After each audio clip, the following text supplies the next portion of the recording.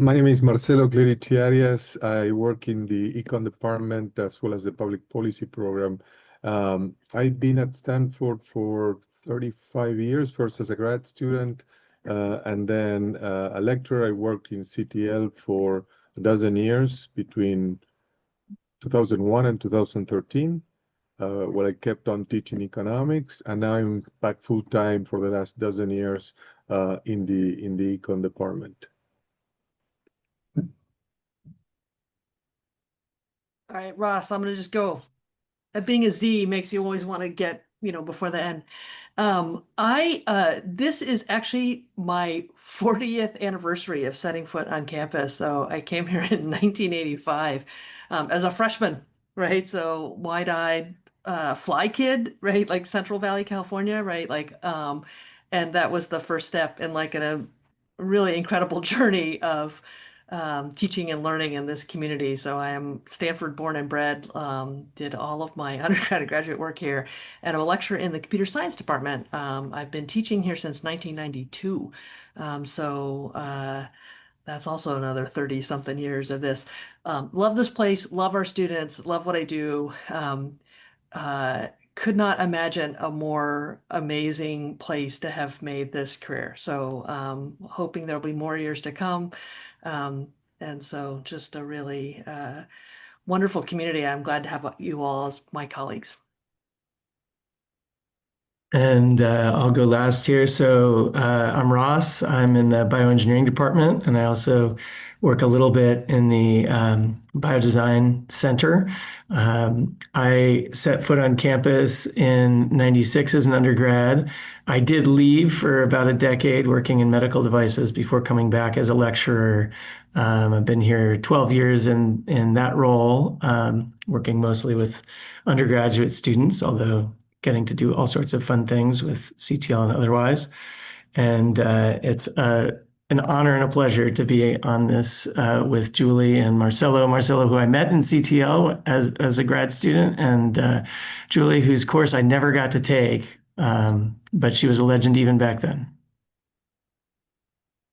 My goodness, we are so honored to have all three of you on campus among us. And thank you so much for agreeing to spend some of this morning with us and sharing your thoughts on Autumn Quarter. So thank you also for your fantastic questions. So I'm going to go ahead and start with one of Ross's. What is one thing that you are trying this quarter or this year that is new or that is an experiment? And I'd love to hear from each of you. I mean, I think AI being, of course, the big elephant in that room, right? I think that's got to be a part of what everybody's sort of thinking a little bit about, right? And so I keep refining, right, my own understanding of how it can help me, but it feeling like a lot of what John was just talking about, just being incredibly collaborative in my process for that, right? Where I need to engage with the students to understand where they're at and what they're using it for and how they see it, so that we can come up with realistic ways to use it for its good effects and also understand how it can get in the way of the whole reason we're here. So I have some various ideas. I mean, a lot of it comes down to just having more and more conversations with my students about what we're doing and when and where we can use this tool to good effect.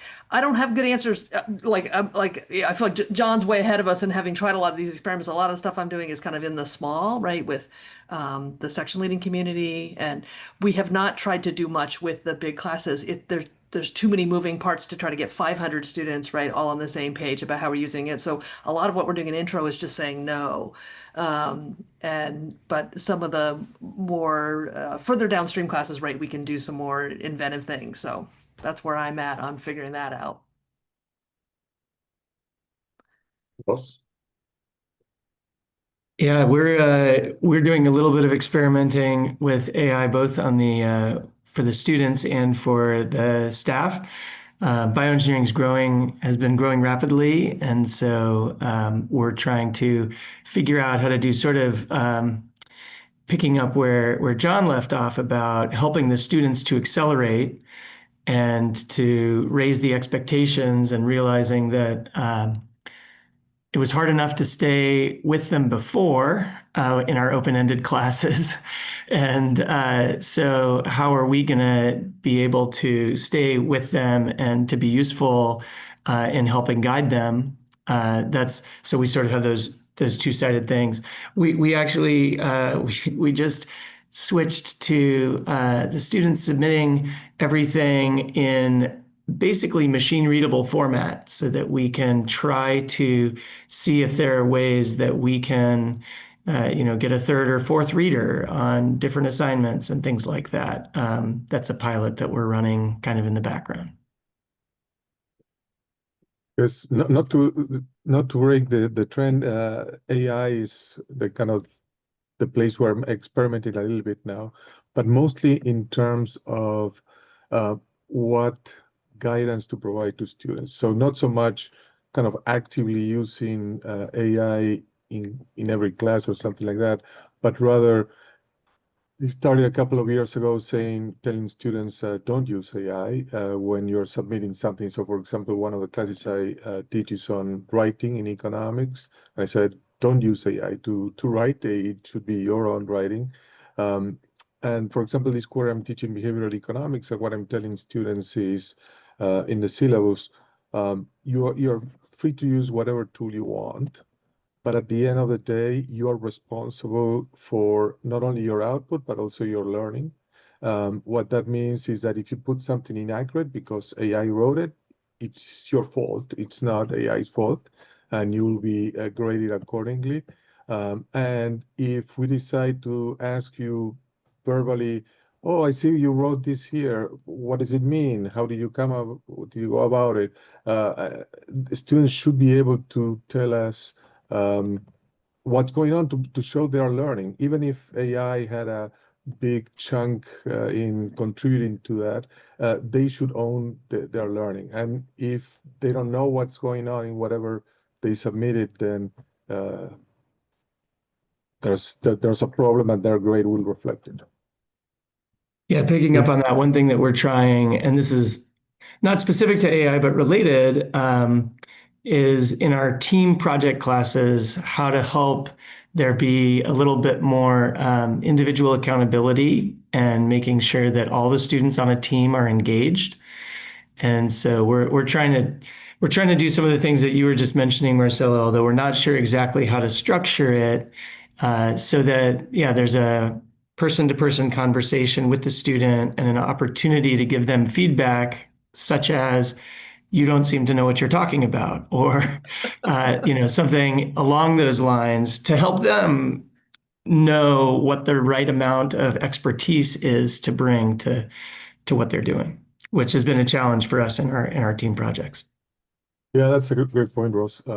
In behavioral economics, for example, this quarter we have a team research project, and we have had in the past, and we still do have some peer feedback evaluations to try to help. So people are team members are evaluating themselves first more on a formative way and then kind of on a summative way. But also I told them one of the tools you're using is kind of your team members. It doesn't have to be AI. And you are responsible, even if you divide sections of the research project, you are responsible for knowing about everything in your project. Yeah. I have two college-age sons, which, like you feel like actually when you're raising children, they go through all these phases and you feel like, okay, I don't know if 13-year-olds or toddlers or whatever, but then they get to college age and I thought, okay, this is my moment to shine, right? I'm going to know everything about how my kids think. And it's funny, watching my own kids is giving me a whole new set of things to think about. And so I'll share an anecdote from my nephew studied cello performance at the conservatory at Oberlin. And when I talk to him about why he's in school and what he's there for, it's so purposeful and so intentional that the idea of him thinking, why would I shortchange myself out of, like, if I don't practice or I don't show up for an ensemble or I'm not doing my part, right? Like, I am letting down this really important performance or this thing. And so that structure, I want every student to feel that sense of what I'm here for, and I would not shortcut my thing. I don't want to let my team down. And there was a comment on one of John's slide about making you the best you can be, right? Like getting an easy AI answer, right? Like you have a transcript with this grade, but if you didn't if it didn't flow through you and it wasn't what you created and what, like when you're going out and you're selling yourself on the market as a elect me, as a hire me, as a, like, I want you to feel like I grew at Stanford in these really amazing ways and I built these amazing skills and friendships and networks and whatnot. And I want to give them that sense of purpose. I wish I knew how to do that. So like, help me. How do we give them that sense of purpose about what they're here for? That doesn't mean we have to go around making rules about don't do these negative things, but they just embrace the what I came for and what I'm getting. That's so beautiful, Julie. And it's also the perfect segue into our second question that's from you. And that is, how does the present cohort of students seem alike or unalike our students from last year, 5 years ago, a decade ago? How can we use this understanding to adapt to the students we have today and meet them where they are?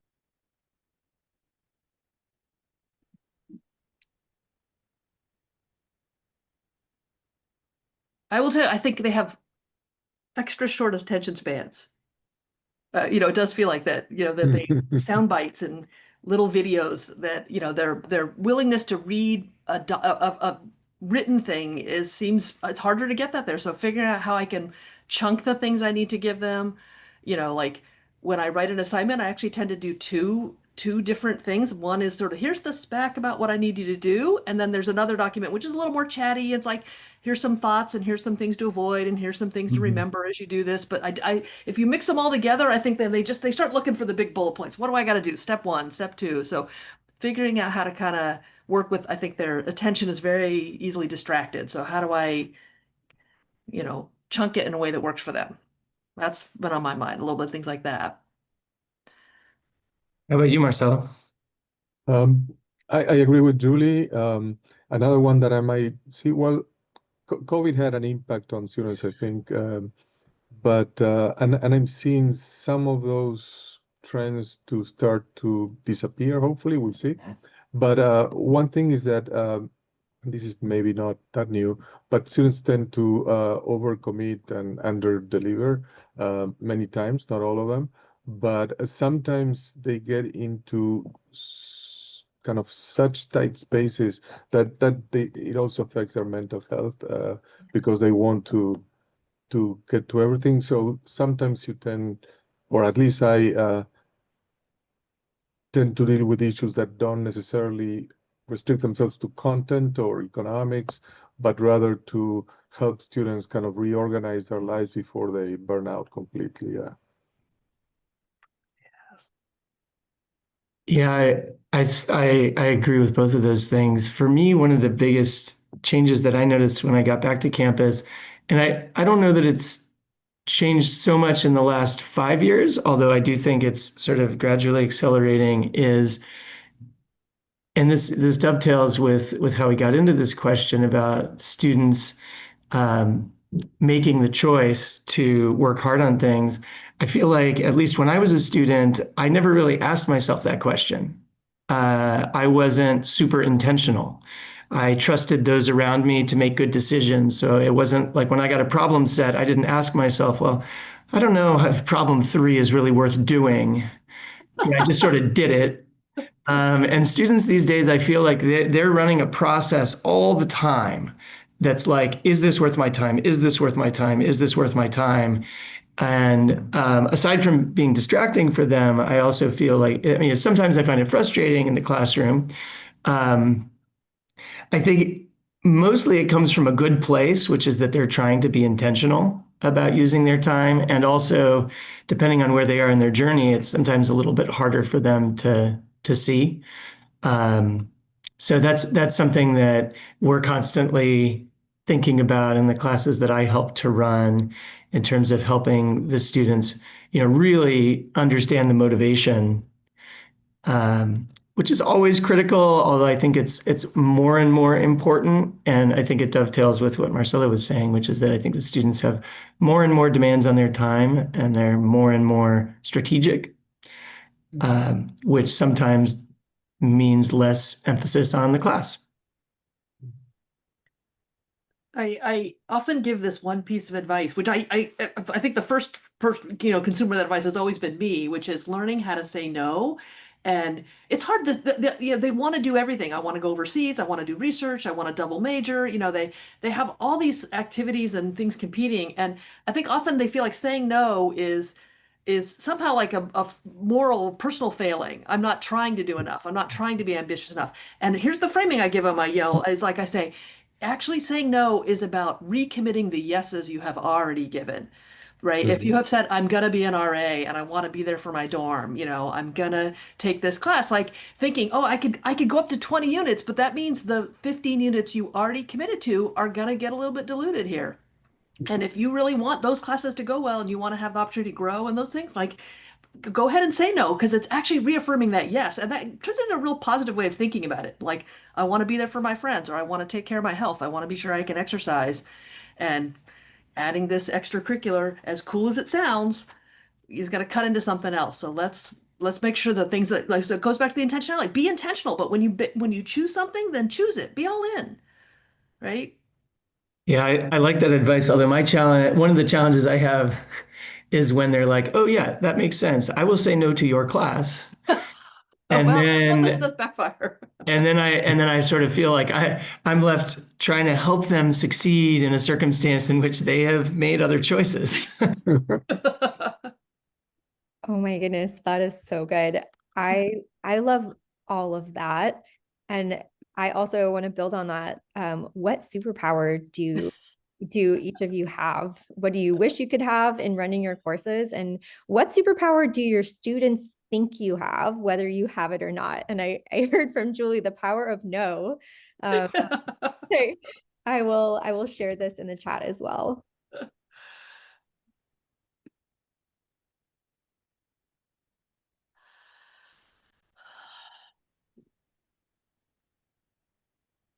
The superpower that I wish that I had was the ability to say no and prioritize, especially as our classes are growing.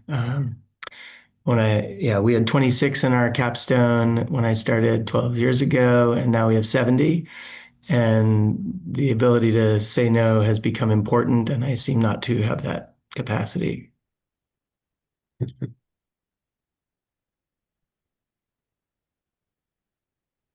I have what Ross defined in writing what we were exchanging things, a waning superpower.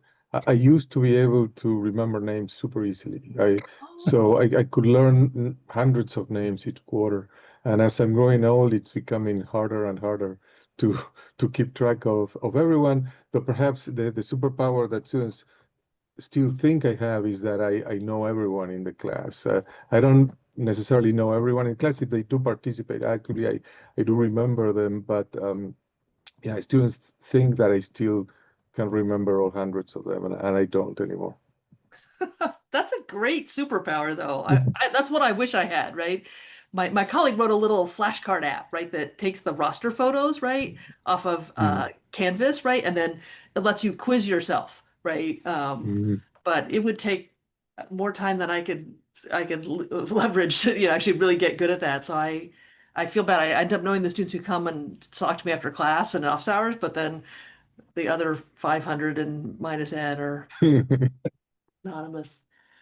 I think one superpower I have, which is maybe it's not, but I can be like incredibly perfectionist about things in a way that's maybe not even super healthy, but like I just like kind of getting every little detail right, like trying, like have to have giving an assignment or giving an exam and kind of really refining it and proofreading it and like perfecting it. It's like it's going to be given once, right? And then it's going to be done. But somehow I just want to make sure that there's just it's super airtight and that everything is really right. And it's like a little obsessive. So I don't know, is it a superpower? It's like I really can kind of just keep at it, right? You know, like a dog with a bone um and at times it served me really well. You're debugging, right? Often it's hard and you got to just keep going.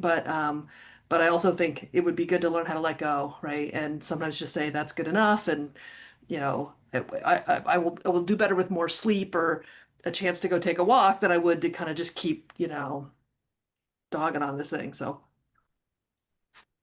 I don't think you're alone in that, Julie. I'm seeing a lot of nodding heads here. yeah.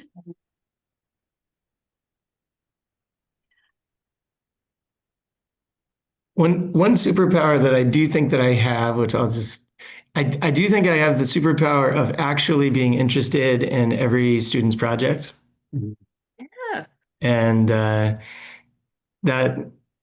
that is something that I notice that not everybody has that, but I really am interested. And it's something that I get to enjoy with the students. I love that. There was a quote from you in the one of the articles, right, when the award came out, where you had talked about how empowering it was to be like walking alongside a student as they explore something that you don't know yet, right? You know, and so that idea of having a class where there is that open-ended, I go a lot of places with my students that I have never been, right? And it's really cool to see them lead us, right? Oh, I found this out, or I did this thing, or I did this experiment, and I'm like, I'm learning alongside you. I love that. Yeah, I think I feel like we're at our best when we're following our students, which I think, the previous session was all about. And it is a really fun part, and we've got just amazing students to be able to follow around and learn from. Oh my goodness, I love that so much. And as usual, you three are amazing. And you just perfectly dovetailed into the next question as well. What is a part or aspect of one of your classes that you particularly enjoy? I love this question so much, and I can't wait to hear from each of you.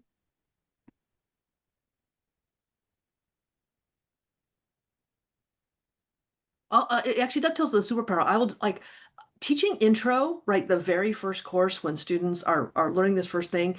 It is such a lift to see a student first get a program working, even if it's like this little Carol the robot going around and picking up these beepers, right?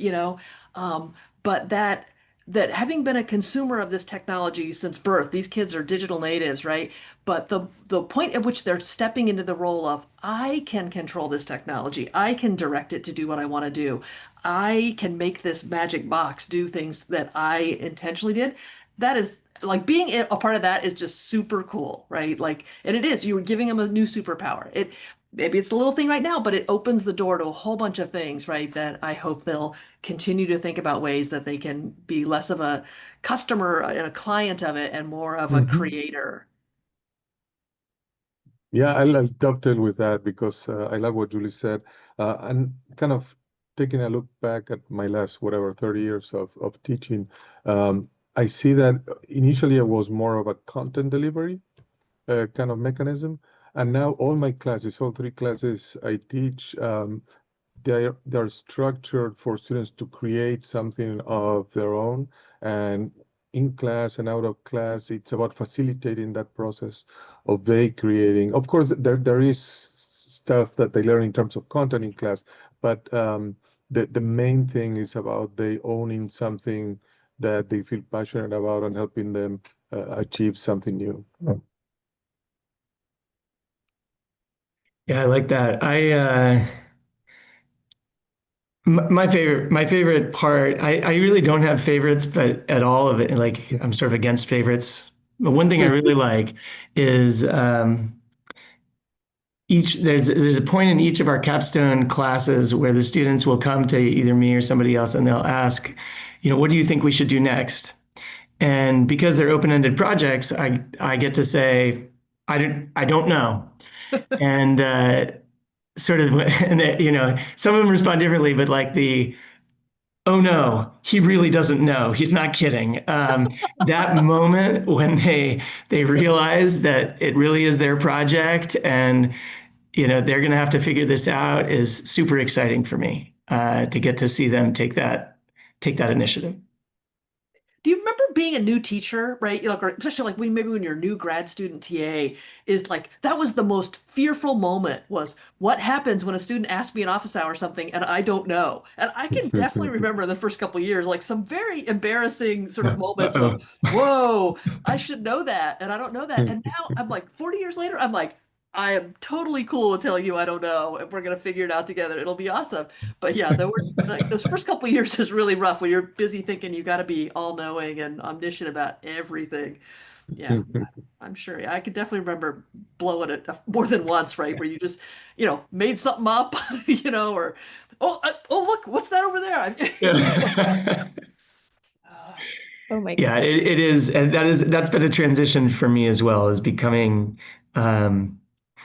more comfortable with that, and then also just more comfortable, when you're sort of put at the front of the class, and for folks who might be new to this or newer to this, there's a real pressure to feel like you should be able to answer everything. And sometimes the students really have that expectation, and it lets them down when they find out that you don't have all the answers, or can't help them with something. And at the same time, becoming more comfortable with that I think has helped me. I love that. There's something beautiful in just the intellectual humility there. And that just reminds me just the genuine humanity in real human intelligence. And what a beautiful thing, each of you. And yet again, you've walked right into our next question so perfectly. What is a secret fear or concern that you have about education? I guess I'll jump in. I guess it's going to be somewhat repetitive about after last session. For me, it's AI. Like in the last 35 years, each time a new technology came up, I felt like I got a handle on it and how to use it in class or how students could be impacted. And in this one, I'm having a hard time kind of seeing the end goal and what's going to be the ultimate impact, not just on higher education, but for example, related to that, the labor market, what our students will be doing. Several times people ask me if uh, even kind of the parents, what should I study in college? What should my kids study in college? And I have no clue in terms of what's going to happen in the next 10, 20 years. Um, and I keep on going to presentations, just as John's and Glenn's and economists and stuff like that. And I think the jury's still out, and I'm concerned. Yeah. At the same time, I'm very happy things are happening. It's progress, but yeah, it's uncertain.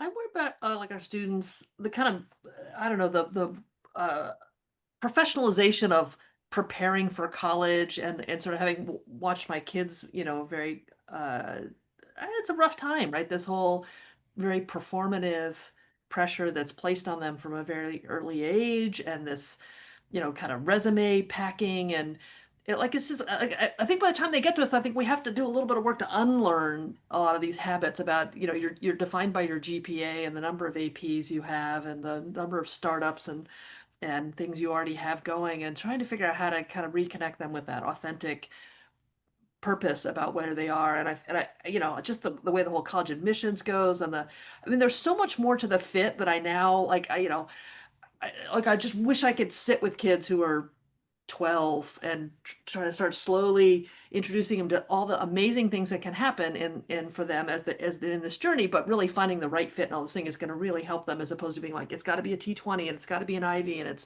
these things like I don't know, I feel like my kids went to Pally High, right, which is sort of it's not quite gun, but hey, it's got a lot of pressure cooker thing going on there. I just want to take that. I want to somehow turn that down, right? And I don't know. Montessori. Listen, Montessori, the whole world. I don't know.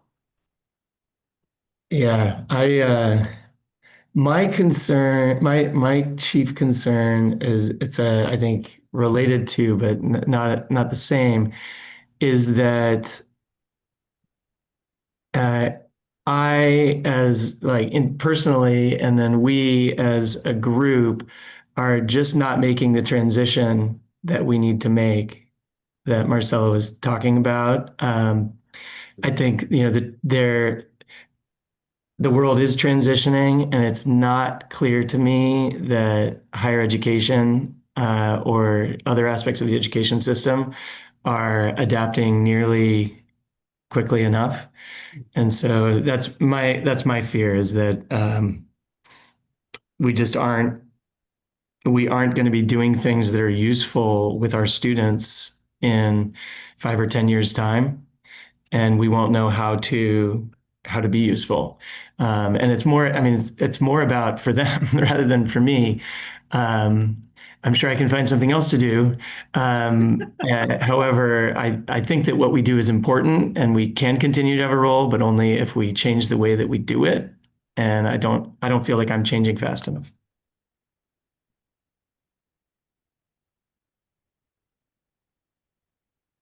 Thank you all so much for that. A lot of nodding heads around the Zoom room, and feel free to add your comments to the Zoom chat. We'd love to hear from you. And I certainly don't want to cut anyone short, so feel free to elaborate on that.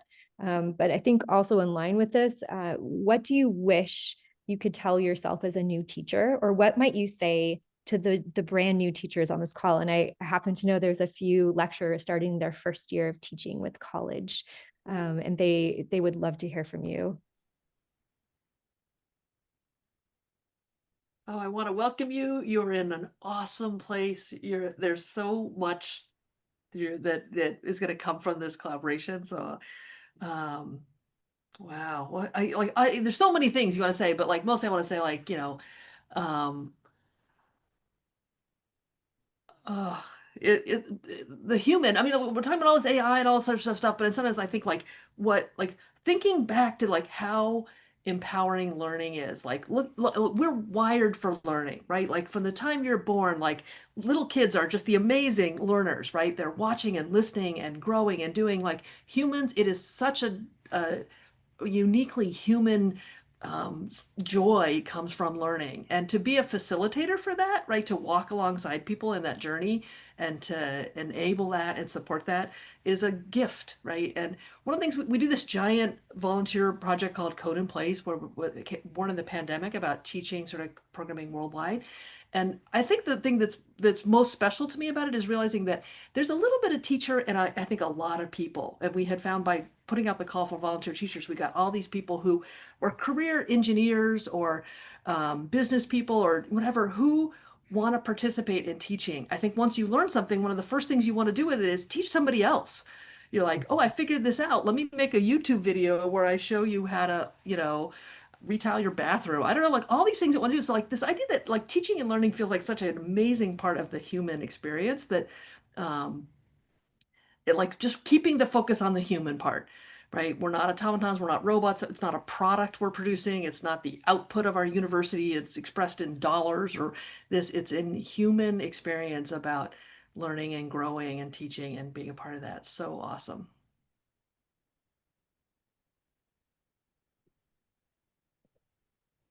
Ross? Yeah, I love I love what Julie said, and I'll build on it in a different direction. I feel like, well, I could anybody who wants to talk about this longer, I could talk about it longer because I have all sorts of thoughts on education.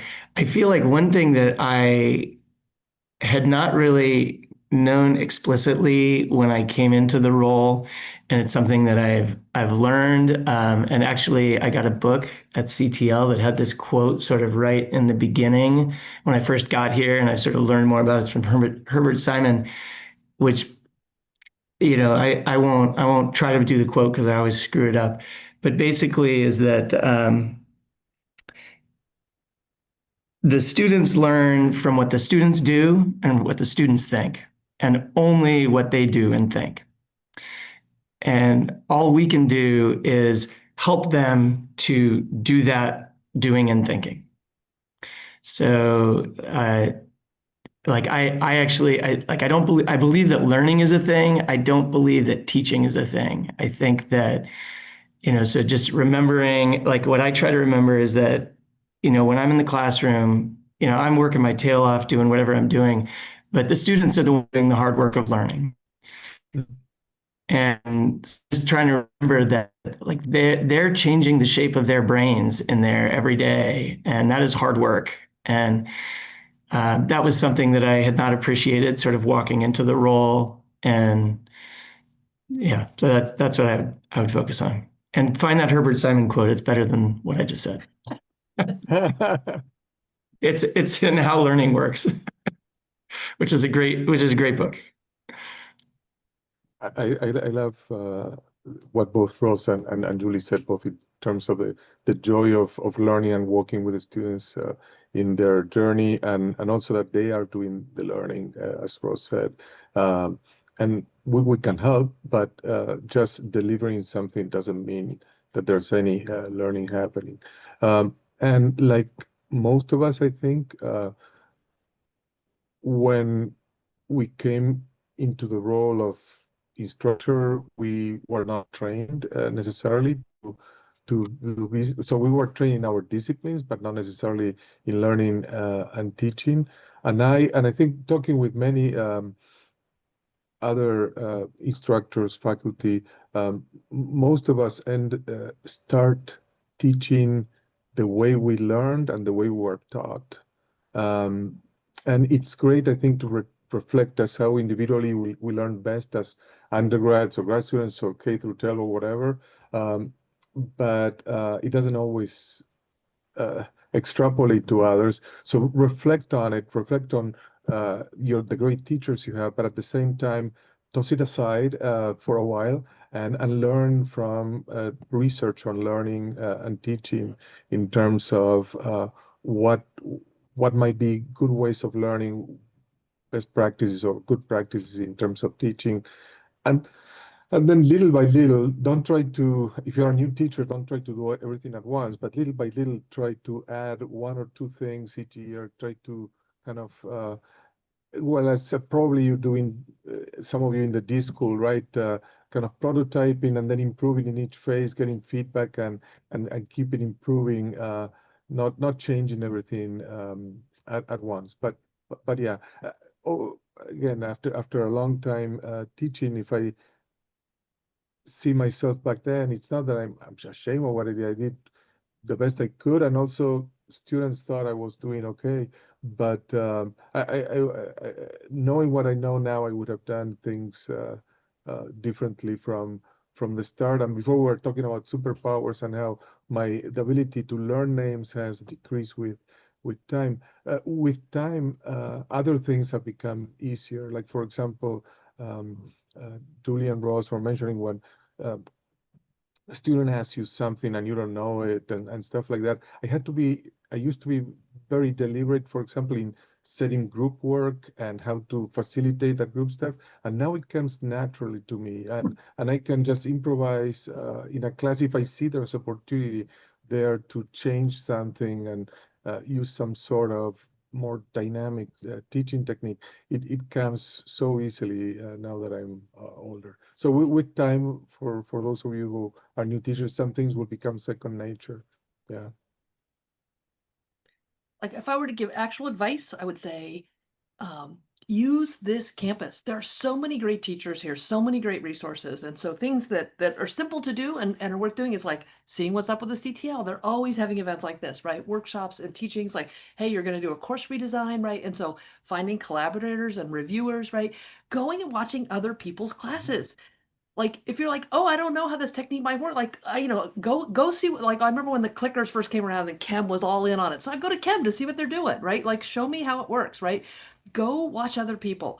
Go ask somebody they mind. I mean, it's always nice to like check, make sure that they, but like seeing what's going on in other people's classrooms or um, finding collaborators outside your department is really cool. Like I've spent a lot of time with some of the other lecturers, right, on campus and just finding people who are doing different and innovative things and learning from them, even if it might not a super applicable technique because your fields are pretty different, but still just finding people who care about teaching and learning and sharing research and ideas and experiments you've done. Lots of really amazing people here, right, that you can form partnerships with and collaborate. Yeah, and I would just not to make it an advertisement, but I would second CTL has so many different things that I've like everything that I go to, I pick up one little thing that's sort of like Marcelo was saying, you slowly bring it in to your practice and then it becomes easier and becomes even second nature. And people are like, well, when did you learn how to do that? And it's, oh, I don't know, but it was, watching somebody else, as Julie was just saying, or going to one of the sessions. And I would do an explicit shout out for the Course Design Institute because yeah, there's the courses that I'm helping to lead today. None of them would have been anywhere near as interesting as they are if I hadn't been, helped along that path for how to create those courses. Yeah. I love that so much. That is such a fantastic shout out. And yes, everyone at the CTL doing amazing work. Last question for each of you, and this is one we love to end with. What is your greatest hope for autumn quarter 2025?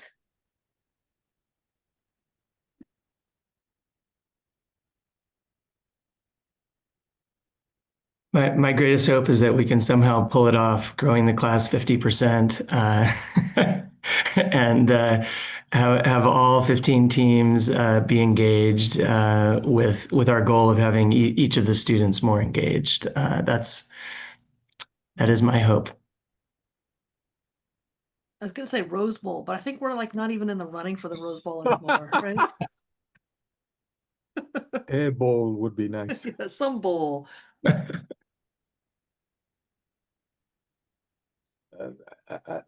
I'm not sure how to answer in terms of full quarter. For me, always, I've, like, for example, we're finishing the first week of classes, and I love meeting the new students, and I feel so energized. So kind of perhaps my hope would be that this level of energy for the students and for me keeps going throughout the quarter. It's something that I love of teaching. And if at some point in the next however many years I lose it, then I know it's time to retire.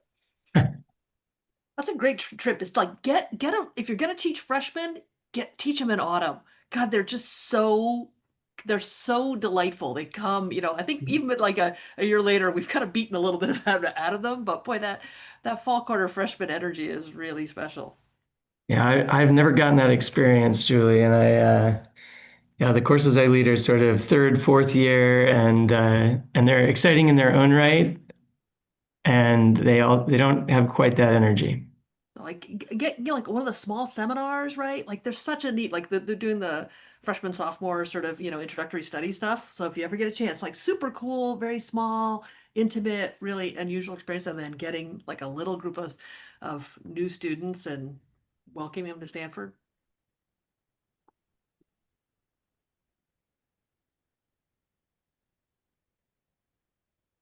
I love that advice. Is anyone teaching their first class in autumn?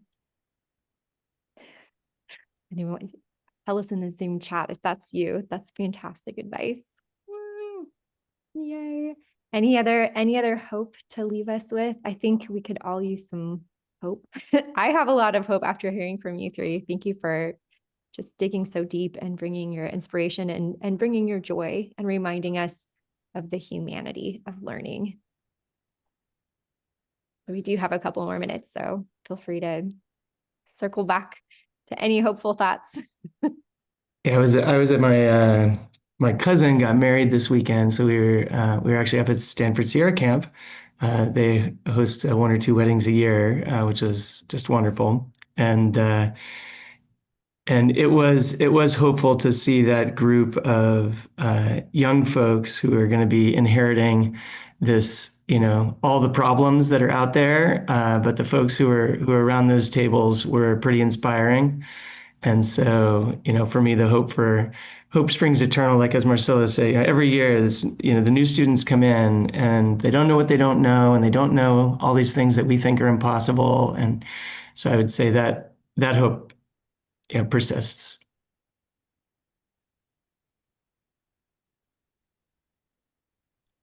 Yeah, we have the best job in the world, right? Like it's something to just really look forward to every fall, just this renewal and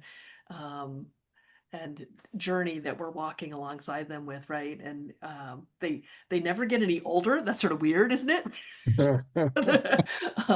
And they're what a way to start every September is with this new love community. Man, like all the chalking that's all over the campus, and I don't know. It's so much to look forward to each fall and this starting the journey with them. Well, thank you each so much. What an absolute treasure you are to the campus, to our teaching and learning community, to us as humans, and we will be thinking about this for a long time. And we invite any questions that you have or anything that particularly resonated with you, feel free to share it in the chat, and we'll make sure to pass along those comments to our wonderful lecturer award winners. Now we know why they won these awards. So well deserved. Thank you so much. Thank you, Holly, for putting this together. And thanks, Marcelo and Julie. This is a really fun conversation. Yeah, thank you. Absolutely. Thank you. We'd love to have you back, so stay tuned for more. Thank you so much.